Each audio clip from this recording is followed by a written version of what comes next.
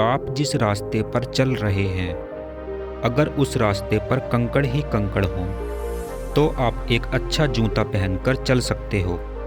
लेकिन अगर आपके एक अच्छे जूते के अंदर कंकड़ घुस जाए, तो एक कदम चलना भी मुश्किल है। मतलब इंसान बाहर की चुनौतियों से नहीं, बल्कि अपने अंदर की कमजोरियों से हारता है। आज के युग का इंसान चाहता है कि उसे बिना कुछ किए ही सब कुछ मिल जाए, या उसे कोई ऐसा शॉर्ट रास्ता बता दे जिससे कि वह एकदम अमीर बन जाए। लेकिन इस संसार का यह नियम है, अगर आप यहाँ आए हो तो आपको कर्म करना ही पड़ेगा, और उसी कर्म के अनुसार इंसान का भाग्य तय होता है। आज की जो बौद्ध कहानी आप सुनेंगे, इसमें आपको पता लगेगा कि मनुष्य को उसके कर्म का फल किस प्रकार मिलता है। तो इससे पहले कि आप हमारी कहानी में खो जाएं, इस चैनल को सब्सक्राइब कर लें। बहुत समय पहले की बात है। एक गांव में एक किसान रहता था। उसके पास उस गांव में सबसे ज़्यादा ज़मीन थी। वह मेहनत करके उसमें अच्छी फसल उगाता। गांव के सभी लोग उसकी मेहनत को देखकर उससे सीख लेते। लेकिन उसके 4 पुत्र थे जो बहुत आलसी थे, और उनकी संगति भी बुरे लोगों के साथ थी। जब कभी भी यह किसान अपने बेटों से काम करने के लिए कहता, तो वह मना कर देते। किसान उनके भविष्य को लेकर बहुत चिंतित रहता। एक बार जब यह बीमार पड़ गया, तो काफ़ी दिनों तक ठीक नहीं हुआ। इसने सोचा कि शायद मेरा अंतिम समय आ गया है।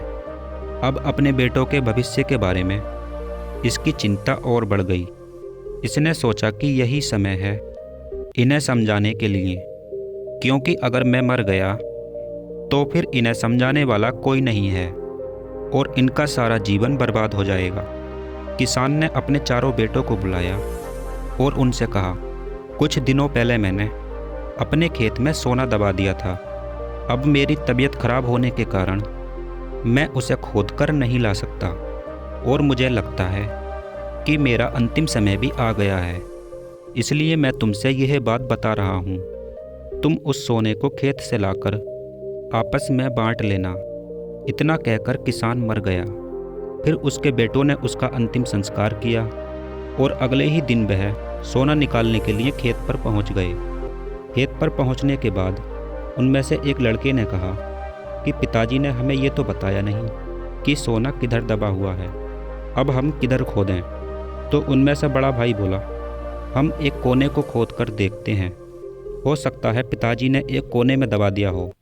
उन्होंने एक कोना खोदा, लेकिन सोना नहीं मिला। फिर दूसरा, फिर तीसरा। इस तरह से उन्होंने अपने खेत के चारों कोने खोद दिए, लेकिन उन्हें सोना नहीं मिला। फिर उन्होंने सोचा कि शायद पिताजी ने अंदर दबा दिया होगा, तो उन्होंने अपना पूरा खेत खोद डाला, लेकिन उन्हें सोना नहीं मिला। उनकी खुदाई को देखकर पड़ोसी खेत वाले भी चौंक गए कि अपने बाप के सामने तो ये कभी खेत पर आए नहीं, और अब उनके जाते ही देखो कितनी मेहनत कर रहे हैं।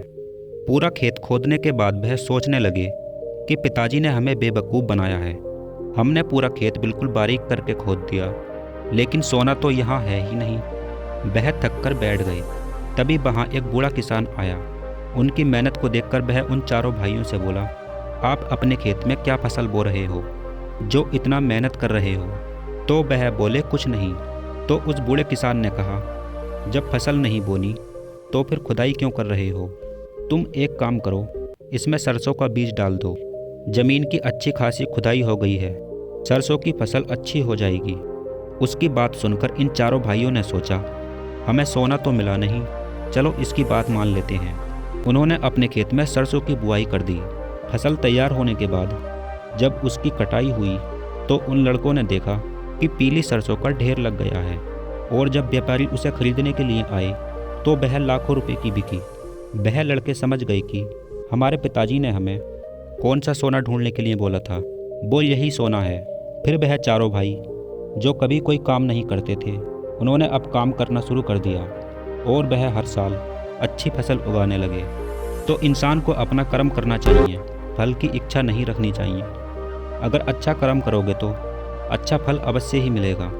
अच्छे कर्म का परिणाम हमेशा अच्छा ही होता है।